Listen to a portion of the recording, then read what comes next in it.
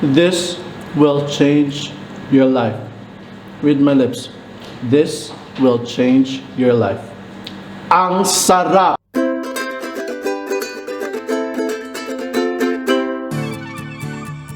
Mayong adlaw mga kaigalaan, ako si Chakoy and welcome back sa Wandering Kusina.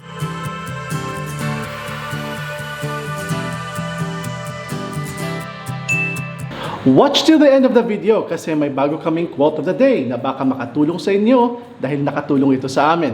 And the recipe for this episode is coleslaw with mango. And here are our ingredients. Meron tayong 1 kilogram ng cabbage. Half lang po ng carrot na ito ang gagamitin natin. And isang buong mangga. And a little bit of this small onion. And then meron tayong honey, mayonnaise, at saka asin. For the exact measurement of this recipe in this video, please check out the description down below.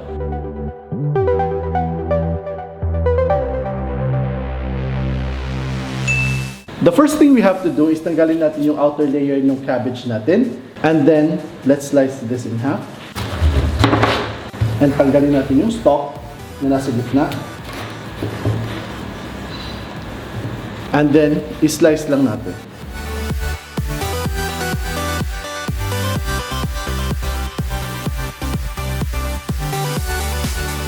At sa isang strainer, ilagay lang natin yung slice natin na mga cabbage. And then we're going to slice this smaller.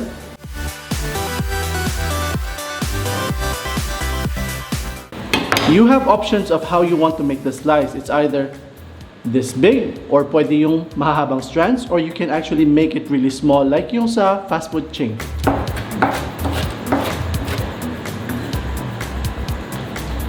Mga ka-wonders, hindi natin inubos yung 1 kilong cabbage. We just took half of it. And ito po yung half. Medyo marami na po ito for us sa bahay. And then I'm just going to set this aside. At ang isusunod naman natin is yung carrot. Ihiwain na natin ito ng half. Nabalatan ko na ito siya, by the way. So yung carrots naman natin, yung i-dice natin or yung paliliitan natin. By the way guys, itong manual chopper na to, binili namin to sa Walmart doon sa may Musafa. 18 dirhams lang to. It's surprisingly cheap and napaka-useful sa bahay po. Napakadaling gamitin. Actually, itong blades na to, you can change it to several sizes. So, ang gagamitin natin for this one, para sa coleslaw natin, is itong blade na mas maliliit. So, kahit ito lang konting carrots na gagamitin natin, anyway, pang-color siya at saka additional taste lang din sa coleslaw natin. And then, isusunod natin yung sibuyas natin. Guys, yung sibuyas natin, 1/2 lang ang gagamitin natin. This is going to give that spicy taste, a little bit of spicy taste dun sa coleslaw natin. I'm just going to chop this one manually. Itatabi muna natin itong carrots at saka itong onions na shinred natin earlier. And then, ito namang cabbage, huhugasan muna natin.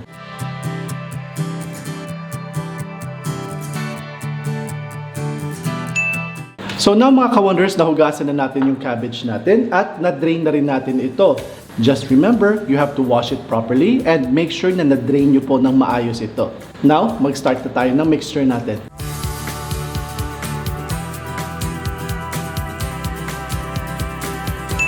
So sa isang bowl, you really don't have to use Pyrex or clear bowl.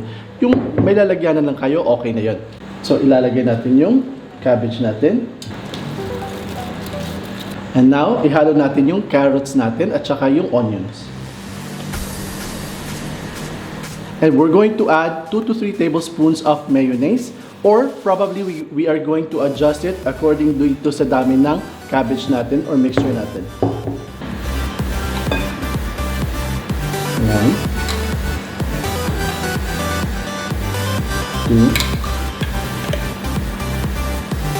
2, 3.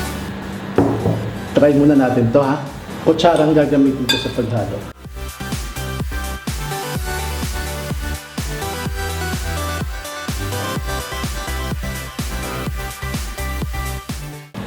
Okay.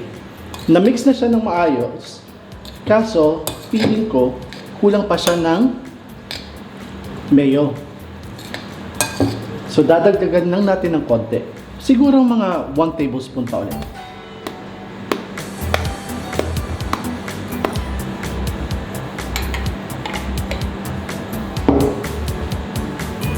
And then, lagyan na natin ng asin.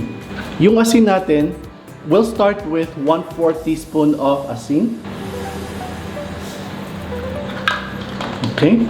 And then the reason na may honey tayo at wala tayong sugar kasi honey ang gagamitin natin na pampatamis instead of sugar. But you can still choose sugar, pero this time, honey lang muna para mas natural. Try na lang muna natin na 2 tablespoons of honey. Regular spoon lang po yung gamit natin, ha?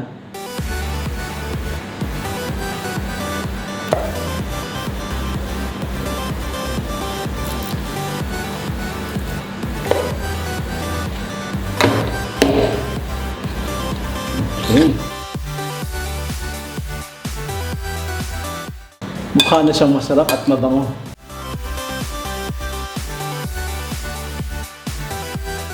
Oh my goodness. So tikman natin para alam natin kung lalagyan pa natin ng asin or lalagyan pa natin ng honey. Yung alat niya, okay na. Yung tamis niya, a little bit more. Siguro mga 1 more tablespoon ng honey. Guys, I'm not kidding. Kahit yung nasa likod ng camera, I swear, I tell you, ang sarap. Na-excite ako. Kasi first time kong gumawa ng coleslaw actually. Surprise kayo, no? Nagmamagaling lang po ako. Actually, it's just mix and match. Somehow, that's where I'm good at. Now, secret ingredient natin, mangga. Let's see how it tastes na may mangga.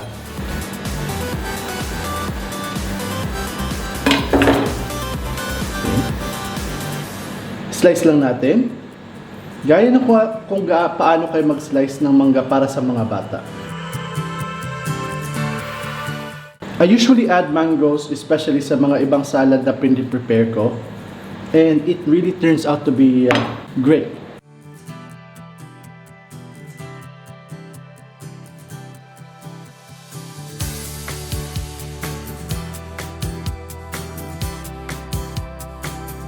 There you go. So now, mix natin ulit.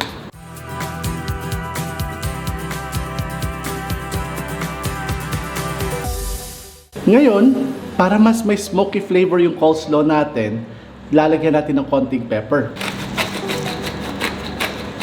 Konti lang. And I think that's enough. So enough na yun.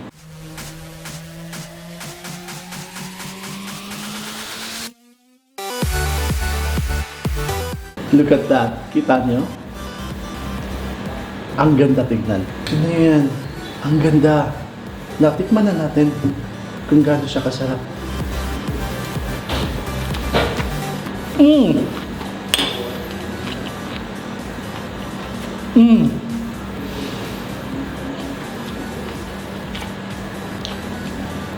This will change your life. Wow. Read my lips. This will change your life. Ang sarap! I'm glad that I did this. This is an experimental recipe, pero ang sarap, guys. Oh my God. Oh my God. Ang sarap. Hindi to exaggeration na. I'm just so surprised na ito yung klaseng coleslaw na first time na coleslaw na napakasarap. Buhat bangko ba? Yan yun na.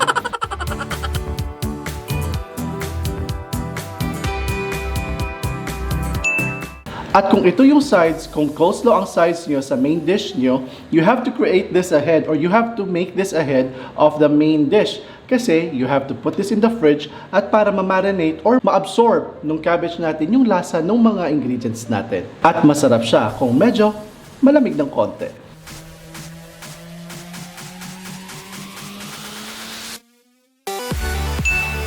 Mga ka-wonders, I really hope that you enjoyed our episode for today. Like, ang laki ng ngiti ko ngayon because I am so surprised that it turned out really super delicious itong coleslaw ko. And before we move on, shout out pala kay Juliet Burnett of Australia. Juliet Burnett of Australia, maraming salamat po for tuning in with us and for supporting Wandering Kusina. And to Ben of Mr. Movie Clips YouTube channel. Mr. Ben, thank you. Or Ben, thank you very much for being with us. At sa lahat ng mga sumusubaybay ng Wandering Kusina at sumusuporta sa amin, thank you. Naka 16,000 subscribers na po tayo. And this time, sa bago nating Quote of the Day.